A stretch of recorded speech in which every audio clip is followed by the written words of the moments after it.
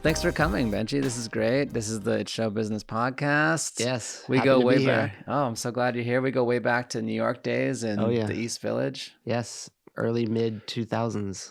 Yeah, like 2003, 4, 5. Yeah. Maybe a little bit of 6. 6, and then I moved back to Pittsburgh. Yeah. in Yeah, and I 06. moved to LA. Okay. Yeah. So this guy mixed one of the first Wiz mixtape, Yeah. wasn't it? Me? You. I mastered it. You mastered it. Yeah, the Okay, Prince sorry. of the City, right? Yeah. At the studio on 23rd Street. Right. Yeah, so I remember Wiz sitting in the corner. I wish I had a photo of that moment because it was I know, like right? us getting Chipotle when Chipotle was new.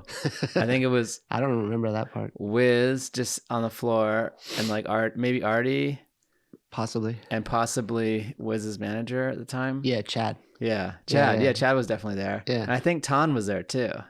Oh, Yeah, so wow. I wish that would have been there was a time when people just didn't take photos. Like No. we didn't have cameras everywhere and Right. in our pockets. Right. But tell the people who you are and what you do. My name is Benji Grinberg. I founded Rostrum Records in 2003, which is an independent hip hop and R&B label. We've been running for the last 16 years. We're the home to Wiz Khalifa for a long time, Mac Miller for a long time. We now work with Rocky Fresh and 24 Hours and a slew of other amazing artists that I'm just really excited to continue working with. That's great. Yeah. And what was in the early, like your Pittsburgh label founded in New York?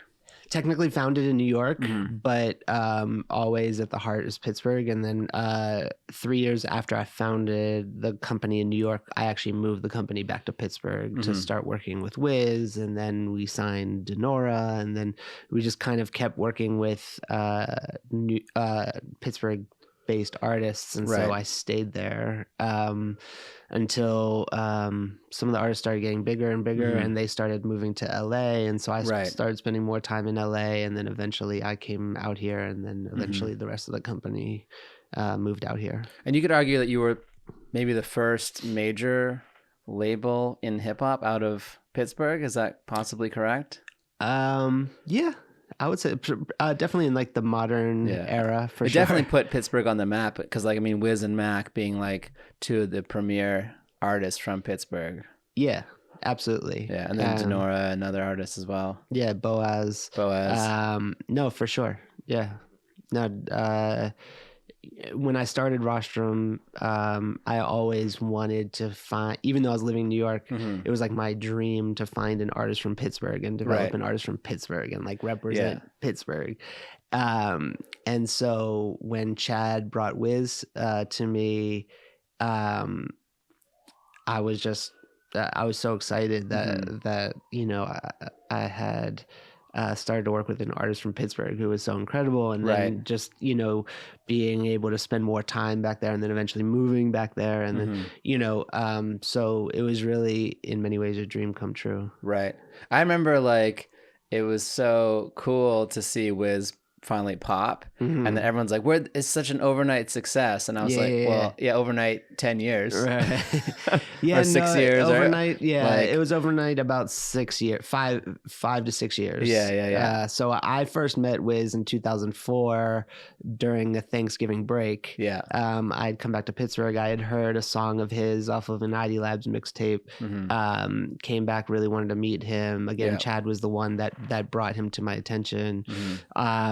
And we hit it off right away, and we ended up signing a deal in early 2005, and then Show and Prove, Prince of the City, just sort of started it off, and then kept going from there.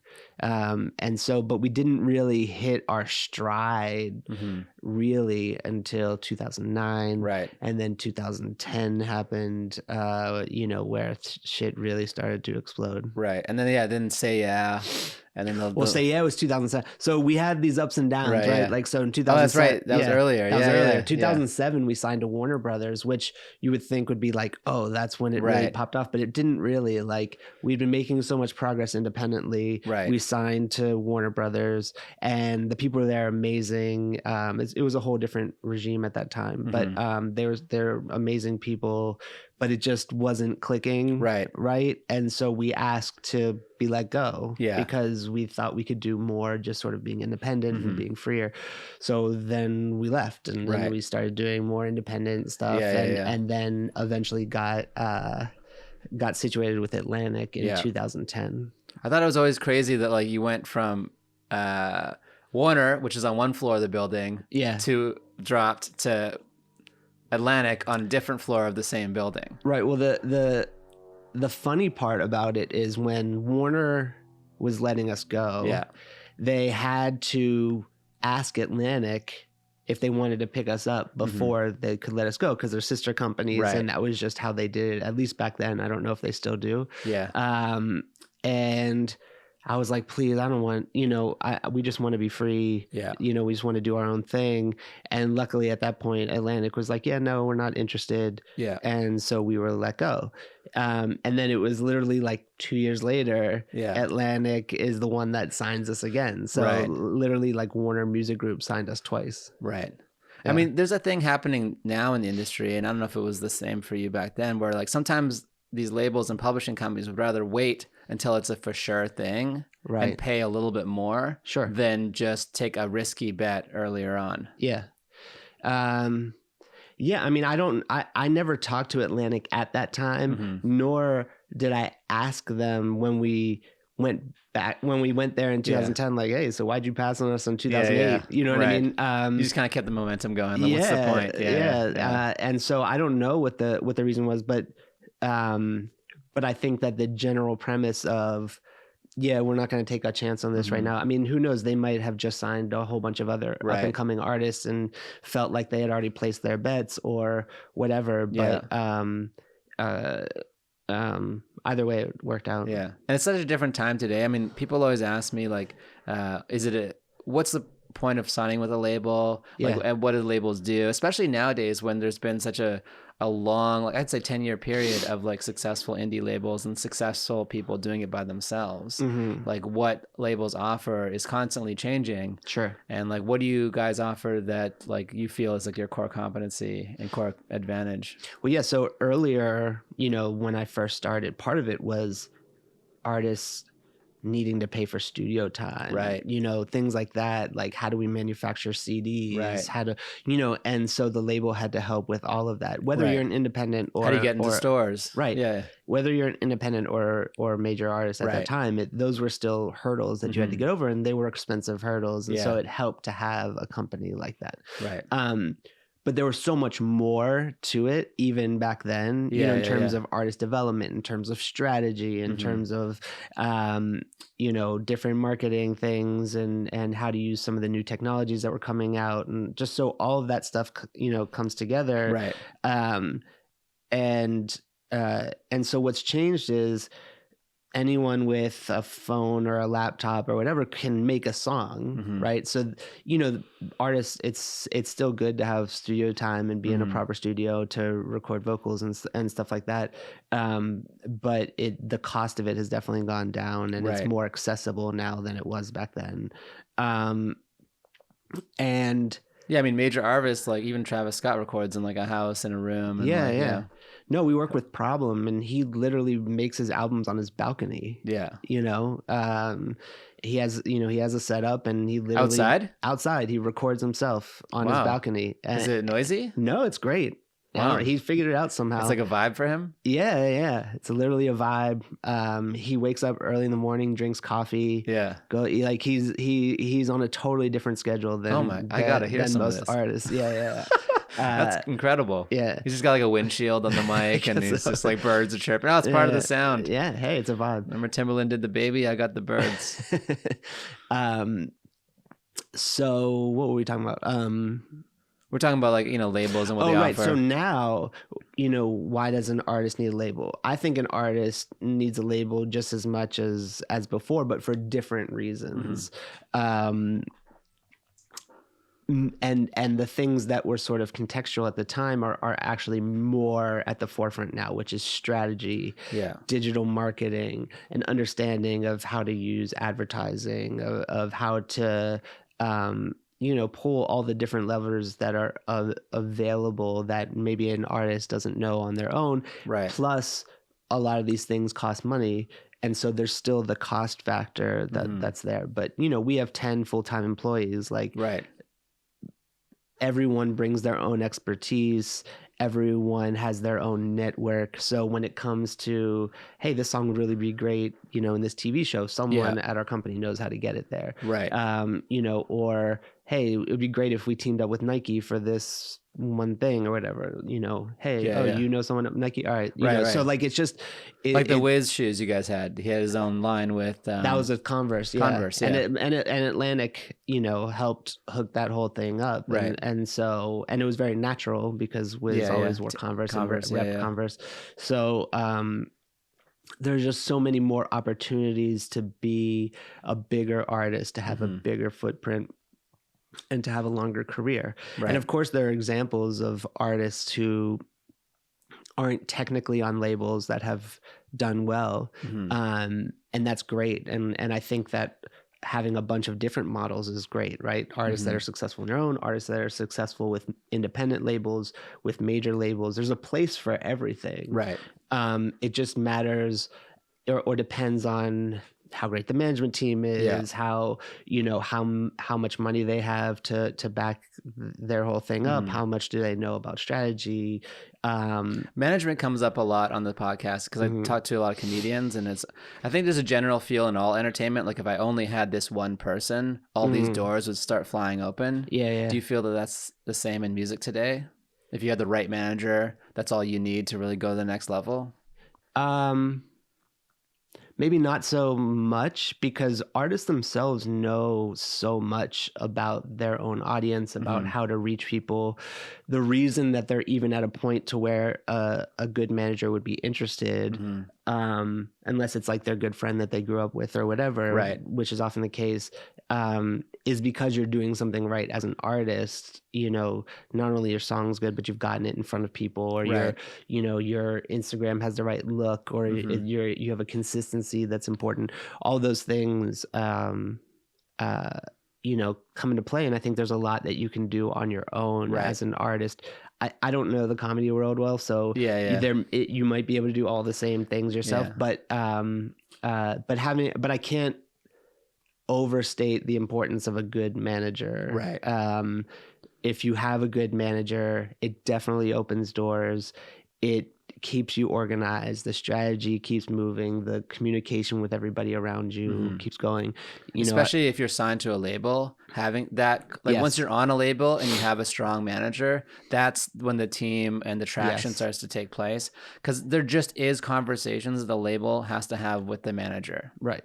In order to move things forward. And when you do it with the artist or a less seasoned manager, it can get tense. Oh yeah. I mean, we see it every day. The artists that have strong managers are definitely getting ahead of the artists that don't.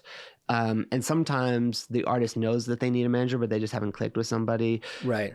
Sometimes the artist thinks they know better than a manager, and it's like, I'm just going to do this myself. Right.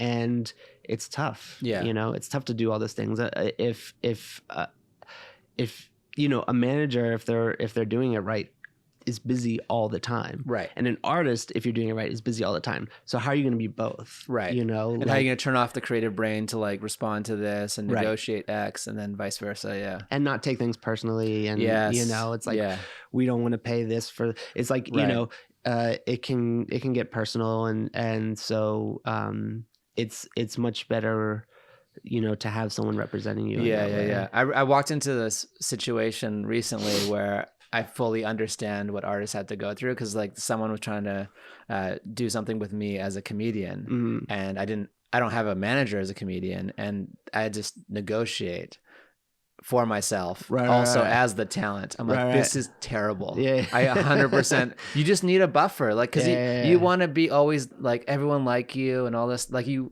got to be the likable artist, and you can't like to turn around and like really push for what you want. It's hard. No, for sure. And as a creative executive, my conversations with the artist, I want those to be creative conversations. Right. Which song do we go with? How do we make this song better? Like what kind of tracks are you looking for? This, that, and the other, rather than, what should the term of this contract be? Right. You know what I mean? It's just like, it's kind of like going to dinner with an artist and the bill comes. Like, you don't even want them to see the bill. Like you're having, you're splitting it. Like, it's just, now the vibe is off and you're not really focused on what you're doing, which is the music and the great work. Right. Yeah. No, for sure. For sure. And how important is radio today, do you think? Because there's a new paradigm happening in the music business where it's less top down, like we're going to force feed you radio songs produced by the 3 top producers. And there's kind of like this bottoms up thing happening. Right. I mean, I heard something about Billie Eilish, which was the last album she turned in. Basically, the label said, there's no hits on here. Like, what are we going to do with this? But like, it didn't matter. Right. Like, their perspective on that, right, whether they thought they were hit records or not, right, or whether they are in the traditional sense, right, doesn't matter. Right. No, for sure. I mean, like the hit records today are not like, they're not typical, and they're not necessarily 100% foreseeable. Right. So you have a song like Lil Tecca Ransom, which is like one of the biggest songs of 2019. And it's like, it's a really good song. Yeah. I can't say that if I heard it early on, I'd be like, well, this is going to be one of the biggest hip hop songs of the year. You know what I mean? It's just like things take off and the fans gravitate towards something, and then it keeps building. Even Old Town Road was hard to like. I mean, it's a catchy song. It's a bit more traditional hook, right? But like, to know it's going to be that big beforehand, right? I don't think anyone predicted that. No, I mean, for it to be the longest #1 ever, you know what I mean? Like, it's crazy.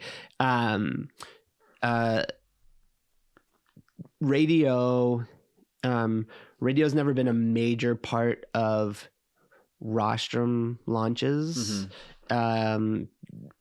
It's even when we were releasing all the Mac records and everything, it wasn't, if radio picked up on it, great, but it wasn't a key part of the strategy. With Wiz, it was when we got to Atlantic and, he started making records like Black and Yellow and Roll Up and all those sorts of songs. Yeah. Today, though,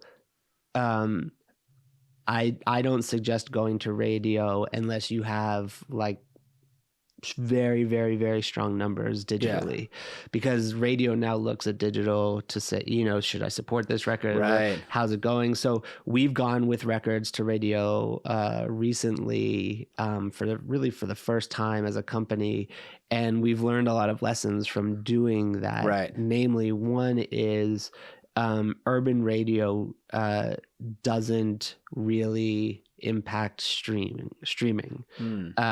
So like isolated worlds. They're isolated worlds. So if you have a top 10 song on, top 20 song on the urban charts, you're not really going to see a spike in your streaming numbers. Interesting. It's great to be like, hey, we're top 10 or whatever. It's like does it impact the Shazam charts? It does help Shazam. Yeah. But it's not worth the money just to do, just to trickle down to Shazam. Like, you could be doing other stuff. Well, used to, like, if you got something on a chart as like an indie label or indie artist, you would take that chart around town and be like, look, what we're doing on our own, come support us, major label. Right. But that's kind of not really the game anymore. No. I mean, we're not doing things to impress major labels. That used to be the game where it was like, oh, if we just got it here, then it's one market and then we can build. Exactly. Then a major label will come in and I mean, we're trying to compete with the major labels. Exactly. You know what I mean? So when we're at radio, you see, major rostrum, major, you know what I mean? And it's like, that's the conversation we want to be in. Right. But at the same time, it's such a costly endeavor. Right. That you can only do it a couple of times before you're like, get really tired of it, and Yeah, you yeah. know, or you have to see success from it right away Right. in order to keep that whole thing going. And so to me, you know, we're not going to go to radio with a song again unless the digital numbers are telling us this crazy story, which then we can translate to the radio teams and be like, look, it has 40 million streams already and it's growing and this, that, and the other. They're much more likely to hop on. Right. Because they look up the story. That's the first thing they do is like Google it. And the Spotify numbers are so transparent. You're just like, oh, it has this many streams. And then you have an instant impression of like what this person is and what they're about. Yeah, their socials. If there were no Spotify numbers that you could see, I think it would really change the game in some, because like when you go to Apple, you can't see them. When you go to Amazon, you can't see them. And so, but Spotify is the only one where you can like literally like, well, let's see what they're doing on Spotify. Right. Imagine if they took those numbers away, where are you looking? Right. Like, you know, it might become worse, right? It might just go to like straight to Instagram where it's like, all right, do they have Instagram numbers or whatever? Right. Or you have to pay to see the numbers. Yeah. Yeah. I mean, yeah, that of course is like, that's a whole other conversation, but radio would need other things to see in order to determine whether to get behind something, and something that's not so obvious as the Spotify numbers are. And it would really change the dynamic. I'm not saying positively or negatively. I'm not sure. It might actually be worse. Yeah, it's hard to know. But have the fact that Spotify does show the numbers is a big factor in a lot of things. Absolutely, because it's the first place you look to see if something is legit or what kind of traction it has. I do. I mean, I look at Instagram and I look at Spotify. Yeah, you know what I mean. And it's not because I don't look at Instagram and say, well, they only have 2,000 followers, so forget it. In fact, we just found an artist 2 days ago that we're really excited about. She has 2,000 Instagram followers. Right. That's not what's important to me. What's important to me is how are they presenting themselves? Right. How are the 2,000 people that are following them engaging with them? Right. So if she has 2,000 followers and 10 likes on a picture, like that's not right. Yeah, something's wrong here. But if she has 2,000 followers, but she has 500 likes on something, then it's like, oh, she's, you know, these people are here to see her. And a clear aesthetic helps, and like an image, and like, you know, kind of like a voice. Yeah. It's kind of like social media. You have to have like an artist voice and a social media voice in a way. Yeah. And that sucks because not all artists have that piece to them. Right. Like, you know, and you imagine before social media, if the artists that were really, really big would have still been really big if social media was involved. And it puts a pressure on artists that some are just very naturally great at it, and some just aren't. And it does hold their careers back. And that's unfortunate because we're talking about music. We're not talking about, you know, social media stars, like, you know, so it's, and urban music is young people music, and young people are on social media. Yeah. If you're doing like new Adele out, like Adele cannot be on it, or maybe you're doing Diana Krall or something, but if you're doing young people music, you got to play in the platforms where young people are. Well, because they're not, these days, it's not just about buying into a song, but you're buying into a person, you know, and what they're about, and, you know, all that kind of stuff. So it's unfortunately, and sometimes I'm still naive to this because I'm still like, well, this is just a great song. Like it has to take off. And that's not true. You know, like people have to like really mess with the artist, like really like the artist in such a way that it's like, okay, I'll rock with this. And I want to hear what's next. And, you know, and then if it's really engaging, then you have some longevity. You're not just about a couple songs or a moment. So, because there's so many different moments. There's like a Shazam moment. There's a listen. There's a look up and listen. There's an add to your library moment. So there's all these touch points. And life in the world, we're being inundated by people asking us to do stuff. Like click here, subscribe here, like do that. And so like the artists have to go through all these attention span hurdles to like get people just to click and do things through these platforms, which they don't really control in a way. Right. They can kind of like broadcast, like, please come on, do it. Right. But they're not in control of how the platform changes where the button location is, how they access that button. Sure. And that kind of changes your relationship as a label to the artist, because there's this third party that's getting in, not necessarily in the way, but is a part of the transaction. Of course, which is why very recently the whole phone number thing has become really popular. Yes. Because places like Community, when they give you a phone number, you also get all of the data with it, right? Like who your fans are, where they are, all the demographics. And you know that when you do something, it's actually reaching everybody. Right. Whereas on Instagram or Facebook or whatever, you're reaching a fraction. Yeah. It's algorithmic. It's algorithmic. You're not, when you post something, it's not going on everyone's page. Right.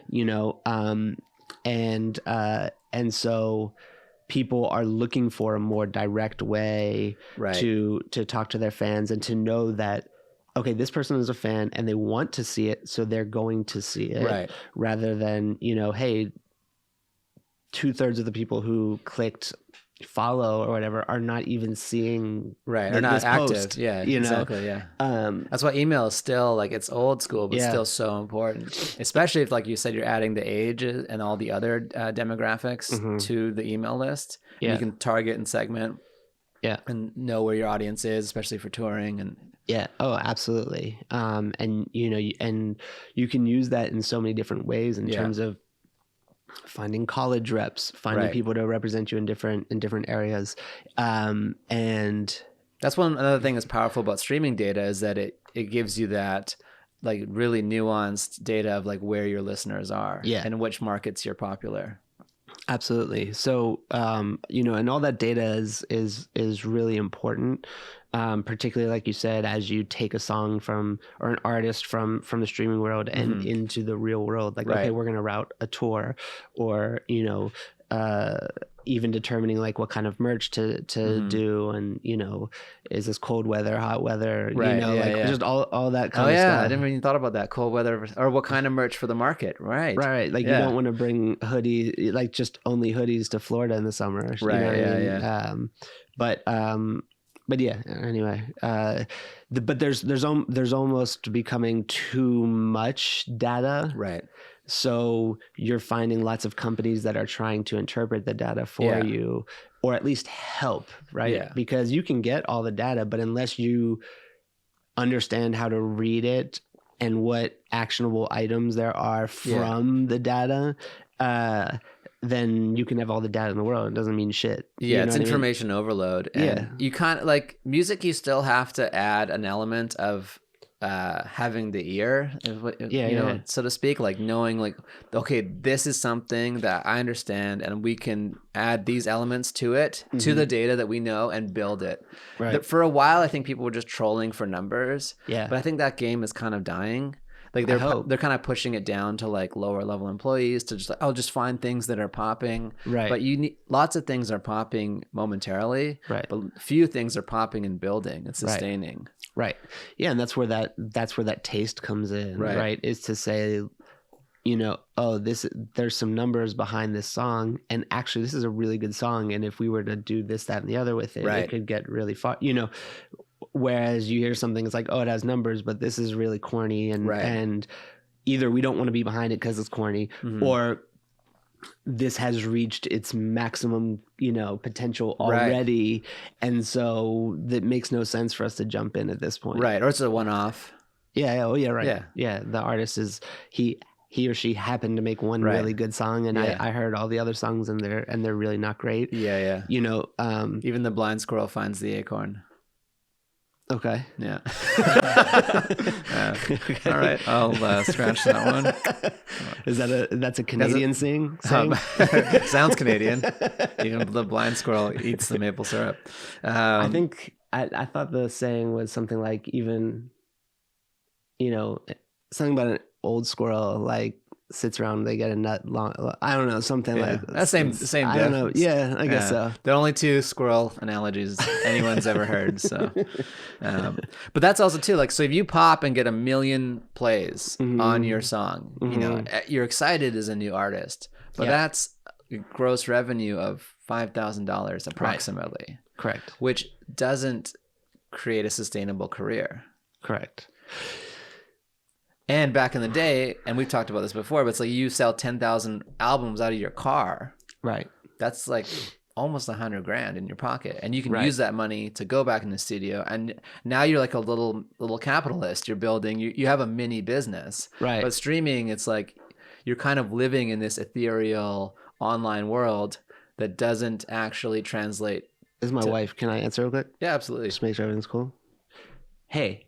Okay, I'm in. Can we talk about it in a little bit? I'm doing Latif's podcast right now. Oh, right. Yeah. Everything fine? Yeah, I just. Okay. All right.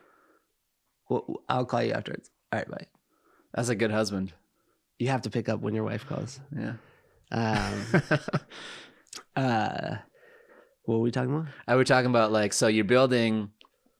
Like back in the day, it used to be right. You yeah, sell right. If you do 5,000 streams today, that's $1 million, right? I'm sorry. I wish that would be amazing. That's the inverse. Wow, that'd be great. You do 1 million streams, it's $5,000. But Right. now, I mean, back in the day, you could sell 10,000 albums out of your trunk, get $100,000 about, and kind of like re-up, use that money to build. You're like a little mini capitalist, a mini business. Yeah, for sure. But now it's like you kind of live on this online world, and your real life is like somewhere else making money until you really pop.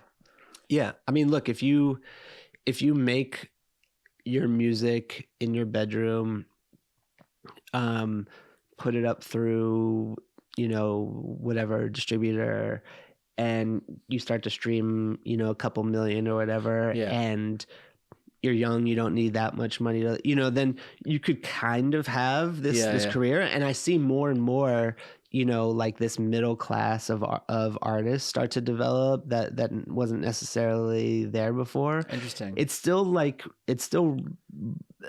lot of like, you're either this big, right, or you're not quite scraping by yet. Yeah. The middle is completely hollowed out. But you see some of these artists who are independent, who are doing 20 million streams, right, or whatever, and that's $100,000. Yeah. Right?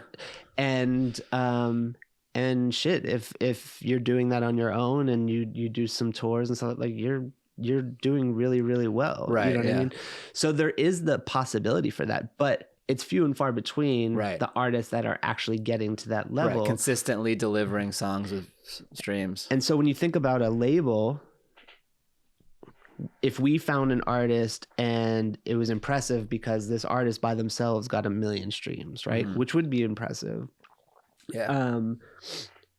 If we thought that there was room for growth beyond that, and we wanted to invest money, and start to work with them, you have to use the same economic equation when trying to figure out how much money you can spend before it's just like, there's no way we're ever getting this back. Right. Yeah. Because you can blink in this business now and be in the whole $100,000. Easy, just between videos and doing the deal in the first place with an advance and a recording budget and all that kind of stuff, it can get to 100,000 very, very quickly. Mm-hmm. And so when you think about that, it's like, all right, we need to get 20 million streams just to get that back, right? Just to hit zero, right? You know what I mean? And there aren't that many artists who are just doing 20 million streams that, and that's just to break even, right? So you have to be very careful in the amount of money that you spend, but it's also like, we're an artist friendly label. How can you be artist friendly and fiscally responsible? Right. Because that means that sometimes you have to say no. Yeah. Which is really hard for me personally to do. Yeah. When an artist asks for something. So you need the manager. You tell the manager no. Right. Yeah. And it's hard. And so we've gotten in plenty of situations where it's like, all right, we've already spent $200,000 on this artist and they only have 10 million streams. While 10 million streams is great, thinking about it strictly as a business, that's not making the money back, right? Mm-hmm. So you have to have a long-term vision for this artist, or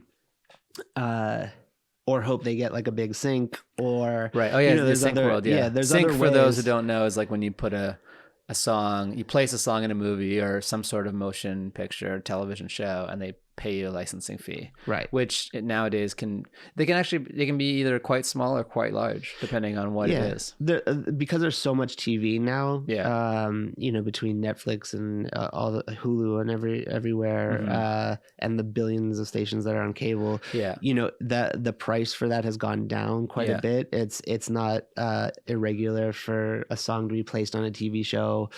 Just for regular use, it might be $1,000, $2,000. Because I think that the show's wisened up a little bit. They know the value they add. Right. Like especially something, you know, where it's like a long play near the end of the episode. Like that's gonna draw streams and eyeballs and ads. Yeah, and sometimes if they know that the use of the song is gonna be that important, right? Like it's this montage at the end of the show where it's this whole emotional thing or whatever. I mean, I would hope that they would pay more for that and say, look, this is actually going to be a big use. Like we'll pay you $10,000 or whatever. And that's where catalog of legacy songs that have done well are so important because they get attached. Like the emotion behind the person picking this, like an AC/DC song or something, cannot be replaced. And now everyone's attached to it. And that's where you get like the big sync fees. So you're building catalog that's been successful and people know these songs, and you guys have a bunch of those with the rap artists. Like you're like, this is what it is. Like if you want it, it's a bigger fee. But if you're a new artist, it's like you want the opportunity. There's definitely a balance, and we rarely say no to a sync, even if it's a little less than we would like it to be or whatever, because it's an opportunity for the song to get heard. It's an opportunity for the artist to get paid. And so it would have to be like offensive in order for us to say no, or just a really important song. Not important. All songs are important. Or like important part of the plan or the rollout. This is impacted or doesn't fit. Or just something where you can't give out this huge song for this sum, because then it just totally devalues it across the marketplace. So it's actually an irresponsible thing to do for the artist, for the label, for the song. Oh, that's an interesting perspective. Yeah. So so there are certain things like that, but in general, particularly if it's a new artist or a new song, it's like, oh, you want to use that in the documentary for $500? Like, as long as the artist is cool with it, like we're cool with it, like and it doesn't become super public. Like I guess maybe in the music supervisor world a little bit, but no one knows how much. And then the second you have success with that song, they all understand that the price goes up. Or if the artist is more successful, or whatever.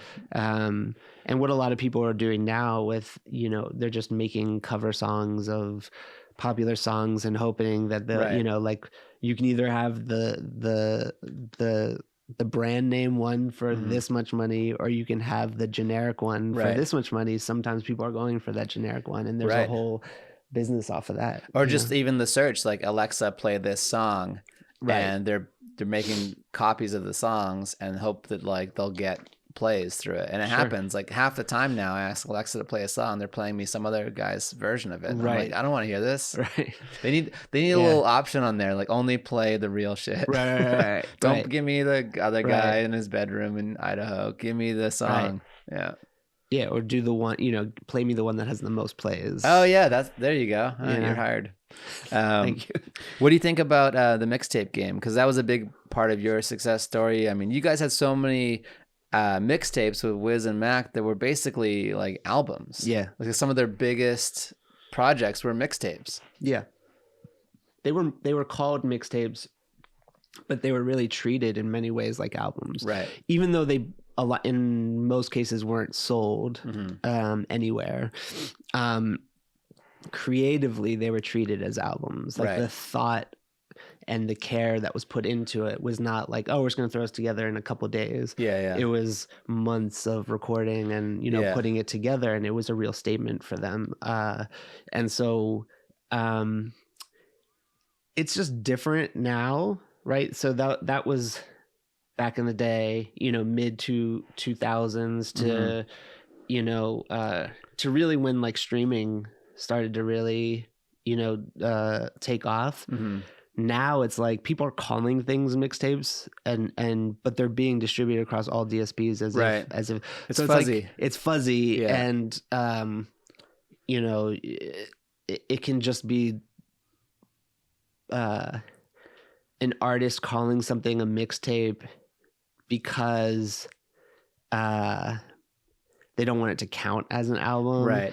Or calling it a mixtape because they're trying something a little different, and just in case the fans don't like teaser. it, you know, then it's like, well, it's just a mixtape. I was just messing around, right. You know what I mean? When really it's like, you know, so you can kind of put it to the side of your official discography in a way, right? Until it blows up, and then like, there's a, you know, I mean, no, it's that's all I do. But you know, the whole thing of, you know, well. It's just funny to me because you have EP, mixtape, single, album. Like the length of anything doesn't matter anymore. Like an album can be 10, it can be 18, it can be 26, it can be 70. Yeah, like what? Or 7. Right. Yeah, or 4, or I guess if you call it an album 4, I think it'd be kind of weird. But or like you just do an EP. So it's kind of like whatever artistic statement. It used to be defined by the medium. CDs are 74 minutes. That's what you had. Right. You got to do it.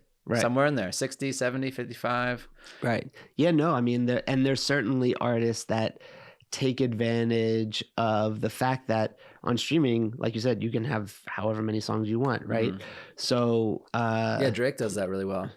Right. Well, he might have an album that has 20-some songs. Yeah. And so, therefore, of course, that album is going to be the #1 album. Mm-hmm. I mean, he'll probably have it no matter, even if it was 10 songs. But like... you know, it helps to game the system a little bit because now you have fans streaming 26 songs or whatever it is. It's going to add up to a lot more than if you had only had 10 songs, you know, and so you're more likely to, you know, sell more units or whatever. Yeah. So, you know. Yeah. When you add the entire album to your catalog, now you're more likely for it to hit on shuffle because most people or a lot of people play their Spotify just on shuffle. Yeah. So once it's in there, it's part of this rotation that gets like streams and. Yeah, no, definitely. I mean, there's just more lines in the water. It's like you're fishing. It's like, here, I have 26 fishing rods. You know what I mean? Like you're going to catch more fish. And so you guys went through and I saw you have some of these mixtapes available now. Yeah. So like Christian OJ. Yeah. Kids. Kids will be coming out soon. Yeah. Well, I don't know when this podcast is coming out, but next week. Okay. Yeah. So it'll be soon. Okay, great. Yeah. That was a big one. Yeah. Kids is an important album. Best Day Ever, the Cabin Fever series, you know, Macadelic for Mac. So we had to go back because when we first made these albums, they were true mixtapes where they weren't being sold, you know, here's a couple $100 for this beat, you know, artists that the friends were cool with would jump on and do features. And now, like 8 years later, we're going back and being like, hey, producer, you know, there was no paperwork at that time because this is just whatever. Now we want to put it up on DSPs. So we have to go back and clean all of that up, you know, clear the samples, do the producer agreements, do side artist agreements for the featured artists. And it takes a lot of time and it takes a lot of money. Mm-hmm. But these are really important albums that need to be available everywhere. Yeah. And so we've gone through the process again and again and again to get these out. Mm-hmm. And we're sort of nearing the end of the big ones. Yeah, for sure, the big ones. And there, you know, there's a few other ones. Right. And actually, some people are reaching out to us because they know that we're one of the only companies that has the experience of doing this. Right. Where they're like, hey, we have old mixtapes that aren't available. Can, you know, maybe we can team up and do it together. So yeah, it's kind of like your Marvel. You're going through all your properties. Hey, we got Spider-Man. Oh, we got Iron Man. Oh, we got Ant-Man. Oh, okay, we'll stop. Well, no, I mean, it's really that, you know, it's really, there's like Superman and Spider-Man and how many, well, are those both Marvel? I don't know. But you know what I mean? Like, and they have a whole bunch of different stories that we want to make sure I get out. Yeah, you that's a better way to do it. Yeah. You upped my analogies twice today. Sorry. First Squirrel, now Marvel. And so, you know, to us, we feel like it's our duty, you know, to make sure that these are all available. And because the everything has changed so drastically. We have to make sure that everything's updated to be available everywhere. Right. And what about physical? Are you guys still doing like vinyl and CDs at all? We do vinyl. Yeah. We rarely do CDs. It's just not really an outlet for them. There's not really a desire for them as much. So when, like, for instance, the 10th anniversary of Kush and Orange Juice is coming up this year, and so we made like this like really special double album packaging where there's like it opens like an orange juice carton, and like it's just, we did like all sorts of crazy stuff, and so that's more fun for fans, like, you know, have something like that. Plus, like, you know, with vinyl, it's more so than people playing it, they like to have it on their shelves, you know, because it shows like, you know, this is what I listen to, you know, right, and so, you know, you want to make it look cool, you want it to be different, like, you know, people would buy it if it was just like, yeah, here's Kush and Orange Juice on vinyl, right? Vinyl's an experience, so but it's like, it's like a you want it to experience. open up and be cool, and like, oh, I've never seen this before, and you know, the vinyl labels, like, you know, are this crazy design, and even the vinyl itself now, you know, for this one, like one of them is like green and black and like really hazy looking, like, you know, like the weed side, and the other one is like almost orange and cream looking, like for the orange juice side, and it's just like, it's literally, so it's not even black vinyl, it's just like really colorful and everything like that, and so you can get really creative these days. Nice. And so so you can really have fun with it, you know. CDs, you know, it's like this big, you know, and it's it has it doesn't have the same experience. It's physically smaller.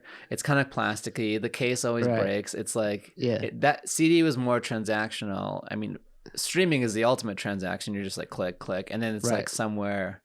It's like it lives with your email. It's not personal. But anytime you buy anything, like, that's why Apple is so good. It's like this experience, the box, the thing. It's like you're getting a product, but they make sure every touch point with that product is great. Yeah, definitely. And that's the last thing you can control direct to the consumer. You're like, I'm going to make sure it opens nice. I'm going to make sure you pull it out and it feels like... You want to make sure it's heavy. You know, for vinyl, you want to make sure that there's a cool sticker that lets you know like what's special about it. You know, that part of that's advertising, but also part of that is just like the, you know, the whole feel of it when you see it, you know, and so you want to make it an experience, right?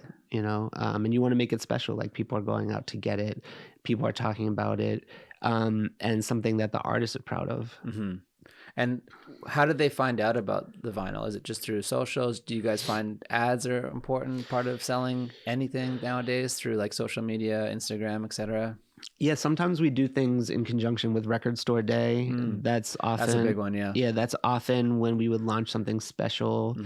But yeah, no, I mean, it's... If the artists often have, you know, fan accounts and blogs that are dedicated towards them, whatever. And so, you know, we make sure that all of them are aware of it, just to make sure that they're picking up on it when we announce it. And then, as you know, having the artists talk about it on their socials, Rostrum talks about it on our socials, and then advertising as well, and, you know, wherever it lives online, whether it's the artist merch store or the Rostrum merch store or wherever, making sure that people know that it's available. Absolutely. If an artist came to you in the first meeting and you're like, well, what, like, if you could give me some advice on how to take my million stream project to the next level, like, what would it be? So you're meeting with me. I'm coming to you. I have a million streams. You're interested in me. I come to you. I'm like, I rap good. You're like, you approve. Right. And then, like, what? It's highly doubtful that you it's very doubtful. I can barely speak on the mic. But I would be the worst rapper ever. Would you? But you actually, this is actually a good point too. Like, you also have a creative side. Like, you produce, you wrote, and that's how we met too, because you had a studio. Yeah. Because in Chinatown or Tribeca. Yeah. Somewhere around there. It was right on the cusp of both. And we were going, and I was showing you how to, like, graphic autotunes. A girl you were working with. Right. And that's how we kind of bonded. Yeah, no, I have a creative side, but it's much more production based, you know, writing music and melodies and stuff like that. But Yeah. when it comes to words, like I can say a lot of words in this sort of conversation because we're talking about something I know about and that I'm interested in and this, that, and the other. If you were to sit me down and just say like, all right, you have to write a hip hop song with 3 verses. Yeah. You know what I mean? I wouldn't even know where to start. You know what I mean? And it's just not necessarily how my brain is built. Right. You know, but you can sit me in front of a keyboard or in front of, you know, a computer setup with different modules and stuff like that, and I'm going to come up with a crazy track for you. Yeah. But then when it comes to the words, I need someone else top needs liner or something. Yeah. Someone else you needs express yourself through the music part, and some people do it like a Diane Warren. I think is mostly just words and melody. Yeah, and no, different people have different specialties, just like anything else. Like, you know, and so, you know, you don't want. You know, you don't necessarily want your accountant painting your house. Right. You know what I mean? It's like, and you know, and vice versa. And not so, mine. and so people, you know, people are good at various things, and it's actually one of the things that's important for people to know is like, yes, I'm proficient at this or very good at this, and this is where I need help. Yeah. And it's important for artists, for managers, for even labels to know those sorts of things, so you know how to, you know, round it out with the right people or what have you. And it's more fun. Like that's what I miss the most. Like when I started like doing rock bands and stuff, it was like you were in a group for like 8 to 10 months just working every day together, and it was so fun. Yeah. Like, and you're really working as a team. Like being alone in front of a computer is okay, but it's better to like be like, oh, I'm doing this, you're doing this, and you kind of vibe, and then you start to really feel, oh, is it good? I don't know. I think that's why hip hop has such a big crew. It's like you need people to be like, yeah, that's good. That's good. Yeah. Let's keep it going. Because you're just a guy in front of a mic. You know, it's lonely. Right. Yeah, no, I mean, certainly that validation from friends is good. And, you know, different artists are different ways. I know some artists that love to have a big audience when they're in the studio. Yeah. A bunch of friends, they invite people in, you know, this, that, and the other. And I know some artists that don't want anyone there. You know, and they're just like, look, I just need to go through this process myself. And, you know, just me and the engineer or whatever. Yeah. And so it really just depends on what your process on the person, is. Yeah. I would be much more the latter. Like you want to be with engineer? Yeah, just like let's I would figure be this too. out. Like, you know. But it's also just like sort of my introverted nature. But I guess every once in a while having people in there would be fun. Yeah, absolutely. Yeah, I'm like an extroverted introvert. Like, right. I like alone time, and like if I'm working, I need like absolute silence. Like, Right. I love the Bose headphones. Are like the best purchase ever because I just put them on anywhere I am and I can focus and work. Right. Yeah. And it's funny because, you know, and I've been thinking about writing more about this, but being an introverted person in the music industry is just a really interesting thing. And because I actually think that there's more introverted people than we think that are in the music industry. But you think about entertainment or whatever, and you just think about a bunch of loud, you know, outgoing people like, hey man, good to see you. Blah, blah, blah. And you think everyone else is extroverted, so you need to be extroverted too. When really, I think a ton of us are truly introverted and trying to make the message that, or, you know, tell the message that it's okay to be that way and not to like put on that front. Well, the industry is changing because of the tech element. And tech, like when you're getting things done in the tech world, it's very data driven. It's very methodical. There's like a process. There's a reason behind everything.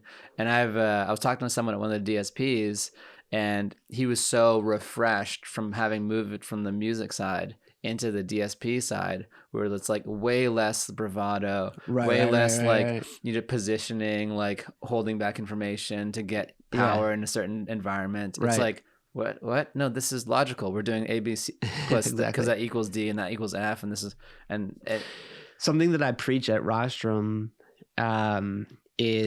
Rostrum is a politics-free zone. Okay, so labels can get very, very political, particularly the bigger ones, and so to me, Rostrum is a politics free zone. Like, I don't want to hear anything about anything. Like, all I want to hear is what is best for the song, you know, and there can be absolutely no ego involved, right? And so to me, when we have our team meetings, I literally have from top to bottom everyone in the company at the meeting. And whether you're in marketing or in A&R, if you have an idea, I want you to say it. Right. And if it's better than someone else's idea, I don't want that other person to feel any sort of way. Right. The point of this is for us to get the best ideas out, no matter who they come from. And, you know, for us to then champion those and get behind it. And so that our artists can be as successful as they can be. And so to me, there's no ego, right? Like if I'm the president of the company and I say, look, I think the best idea is ABC, and the intern raises their hand and says, lunch is here. No, just says, you know, look, you know, I think DEF because, and then they say something that's really smart. I'm not going to be like, hey, you're the, you know, right. It's like, that's brilliant. Like, let's do that one. Right. You know what I mean? Radical transparency. Yeah. Whatever's the best idea. Yeah. You know what I mean? And so I preach that around. Like, I don't want anyone to feel any certain way because we went with one idea or another, no matter where it came from.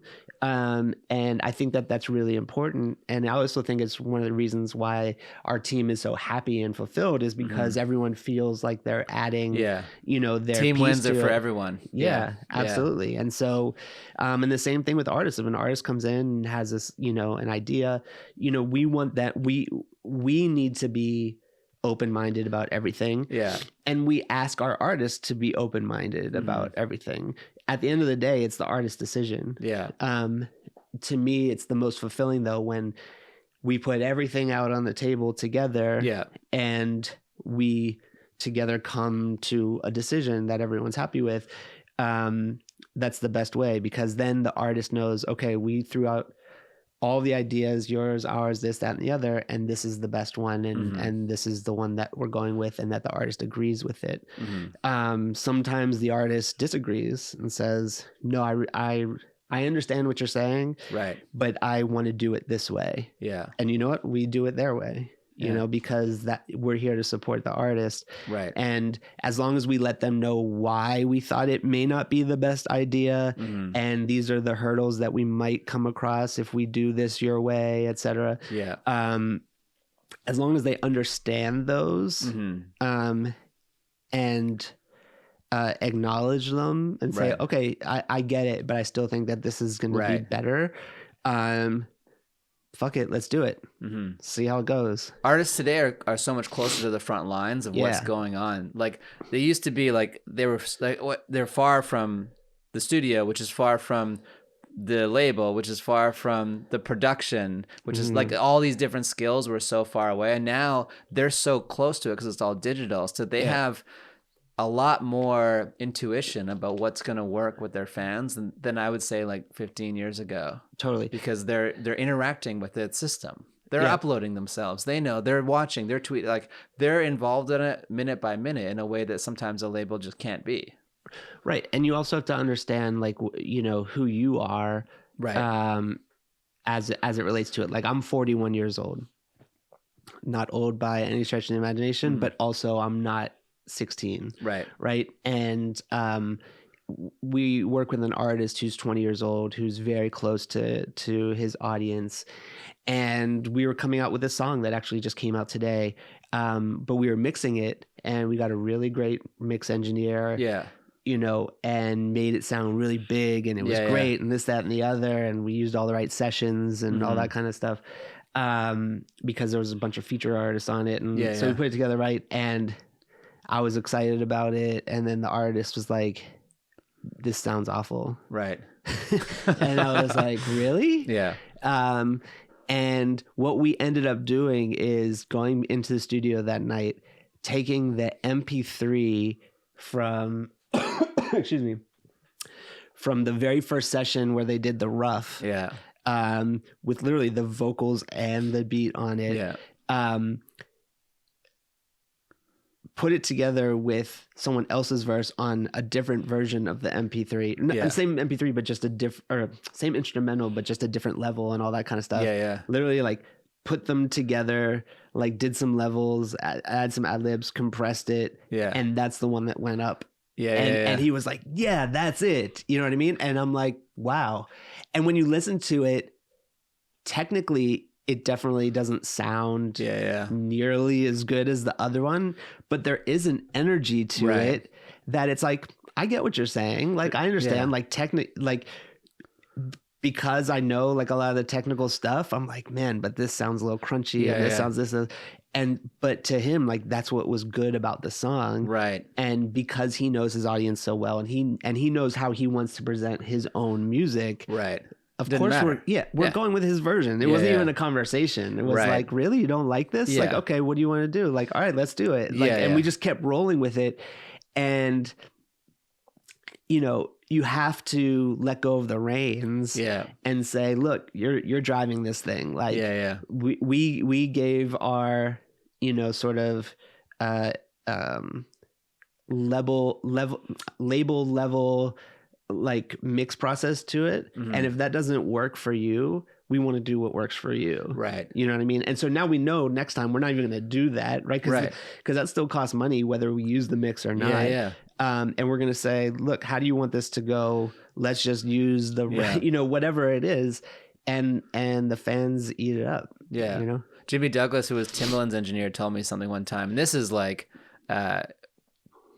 15 years ago, so it's even worse now, which is like these kids are spending so much time on their computers mixing, changing, leveling, doing this stuff, and I'm supposed to just take it all raw and in 8 hours just not only recreate where they were and make it better. Like sometimes you're gonna lose some stuff, so he would sometimes say, from what I remember at least, like, give me stems, like break some things out, like help, like let's do it together, let me like augment it, but like we don't need to, it's not the same day where you have to strip it all the way down and then rebuild it back up, because the sounds, remember, like you get an MPC, you buy it from the store, you bring it home, it has nothing on it, it's just an empty box, and then you're like, I spent $3,000 on an empty box, and then you got to sample sound, like, and then building your sound library was so important. Now everyone has like such a baseline level that's of better sounds, and they all so if sound it's a little good. crunchy, it's okay. Like, no, for sure. I had to do a similar thing with this Kelly Rowland Lil Wayne thing. It was recorded. This one was over this one had the vocals mixed in, this one didn't. We're chopping, I think Busta was on it. We're putting it all together, and it ended up being on the radio, and it was fine. Everyone loved it. It was great. Yeah. No, exactly. Do you think artists today, like if they're not doing it all, can make it as well? Like especially in urban, like if you're coming, you're like, I produce, I rap, I do that. Isn't it a little bit more exciting in a way when they do all those things? Yeah, when they just turn in delivered records. Yeah, I mean, I love that. First of all, I was never excited about the period, and it was a long period where albums would come out and every song was produced by a different producer, and different writers and stuff like that. And it always felt like this is, you know, a soundtrack or you know, a mixtape rather than a unified vision of an album. And so when artists are part of the production and or work very closely with one or two producers to make the whole project, to me, they just sound so much more like albums, like, you know, a unified idea, you know, and it's not just like, okay, big producer A produced song number 1, big producer B did song 2, you know, it's just like, yeah, we got together just like it used to be, you know, with a lot of the old school hip hop, you know, albums, it was like these were their producers. That's Guru all it and was. Premier. You know, and so I love when that now whether the artist produces or not. If they can be an incredible lyricist and an incredible producer, like that's just like crazy talent. That's Mac Miller talent. You know what I mean?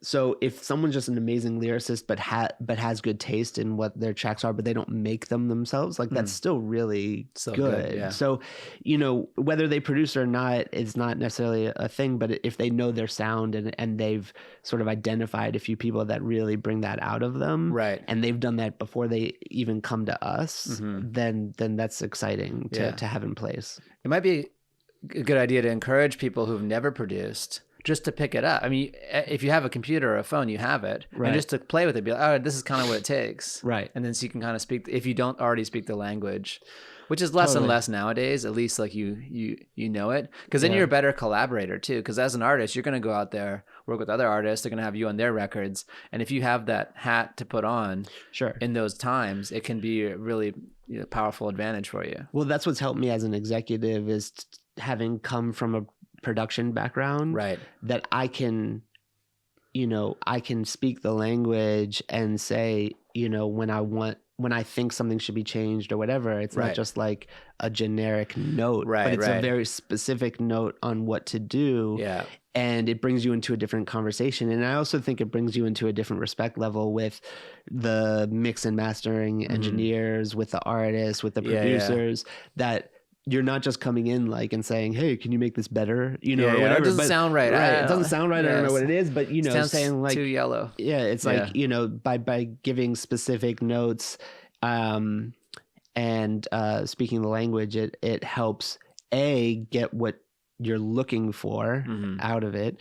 But also, brings you closer to the artists and you feel sort of like a kindred spirit with them. Yeah. If people want to be on Rostrum, how do people get on Rostrum? Like, what's the best? I have a song. Do I email it to you? Do I email it to your A&R team? Do I hang out outside the building? Definitely don't hang out outside the building. That's always creepy. Yeah. But it happens. No, I mean, to me, we're always, and it sounds like very typical music industry, but we're always most excited when we're the ones that found it. Right. And we're reaching out to you because we happen to hear it. Right. And so this literally just happened. I was driving home 3 nights ago and I was playing my Discover Weekly on Spotify. Yeah. And song came on cool, another song came on cool, another song cool. And then this song started and within 2 bars, I'm like, who the fuck is this? Right. You know what I mean? And my God, it's Drake.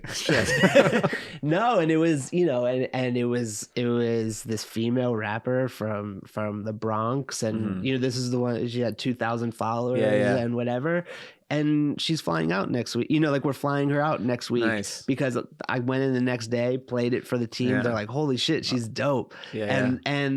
And so to me, that's what's so exciting about what we do is just finding those gems and being able to work to help get them to the next level. Yeah. So really, all the A&R is going to be scouring the Bronx for someone with 2,000 plays. And so, but yeah, look, I guess the second best way is to have someone that we know play something for us or send us something. A trusted third party. Yeah, like if you sent me something like, yo, I just heard this and this is crazy. There goes my inbox. I'm going to listen to it. Yeah. You know what I mean? ASAP. Right. You know what I mean? Whereas someone just figuring out my email address, sending it to me. Right. You know what? 95% of the time, I actually do listen. Oh, there goes yours now. I do listen, but but it's very, very rare that it's unsolicited something that requests in this day and age, because everything's so accessible. It's just inundated. Yeah. I mean, and I don't know. There's just something to the discovery method of it, right? Or coming from a trusted source, or whatever. Yeah. But it's also just very rare that those unsolicited songs or videos that get sent or whatever are of the level that you want them to be, because there's so many artists making so much music. that they think is really good, Right. and is probably good, Yeah. right? And you talk about this all the time, like the difference between like good and great, and, Right. there's a lot of good music out there. Uh-huh. So you're not wrong in sending me the song and thinking it's good. Yeah, Yeah. it is good. You're good, but is it amazing? Right. Because if it's amazing, it might have a chance. Mhm. You know what I mean? Yeah. Like if it's good, it's not Yeah. gonna have a chance. Good If it's music syncs labels. right. Yeah. If it's amazing, then it Yeah. might be in the game a little bit. Right. But it's still a long shot that it's going to be a hit, or Right. that it's going to take off like we think it might. But at least it has a chance. Yeah. I mean, the trifecta back in the day was like, you need a hit record, you need the timing, you need a story. And now hits kind of been replaced with, it has to be great. It Yeah. has to have timing. It has to have a story. Yeah, I think that the songs have to be great, and the artist has to have a personality. Right. Like more so than anything, it's almost even less about timing now and more about, because you hear a song in 2020 that would have also been popular in 2019 or whatever, but it just happened to come out, now. But the artist is so appealing, and for whatever reason, or has a charisma, or has a some sort of story, like you're saying, that people are going to listen to it in part because of that. Yeah, the personality and the image and who they are has just as much impact. Yeah. Sometimes to a fault, right? Where like the music's trash, but this person is like really big on social media or whatever, and so the song gets out there and whatever, and because they're doing all these colorful things in their life, people are checking for the music or whatever, and that can really lead us down a not great place. Yeah, and they kind of click off music. You can tell that those people who do that end up being celebrities in other aspects. I mean, there's definitely several artists we could name where like you're like, I don't know any of your songs, but I know who you are because you're famous and because of all these other things you've done. Et cetera. Exactly. So, Exactly. Yeah. But I think, dude, this has been great, man. I've really enjoyed having you on the podcast. Where can people find you? Like on social media. Oh, okay. Yeah. You're like, I want to give my email. I was already clear about that. I go to the Starbucks don't tell them that. On Instagram, I'm Benji, so it's BENJY twice. Same thing on Twitter. And what am I not thinking of? Twitter. I mean, those are the two. Yeah. Yeah, follow Rostrum, right? At Rostrum. Follow Rostrum at Rostrum Records. Yeah. And yeah, I mean, hitting me up on Instagram is usually the best way. Nice. And how about we give away a Wiz vinyl to one of our listeners when you print them up? When we print them up? Yeah. Are you into that? Absolutely. Nice. Anything. He's gonna tell me no when we press stop, but no. We'll get one listener will get a Cushion OJ thing. We'll do it. Absolutely. We'll do a draw for it. So 100%. Dude, it's been awesome. I'd love to have you back. I know we could talk for hours. Yeah, but we definitely. Gotta get you back to the office and make those hits. Absolutely. All right, which you don't need. Okay, bye. Thanks.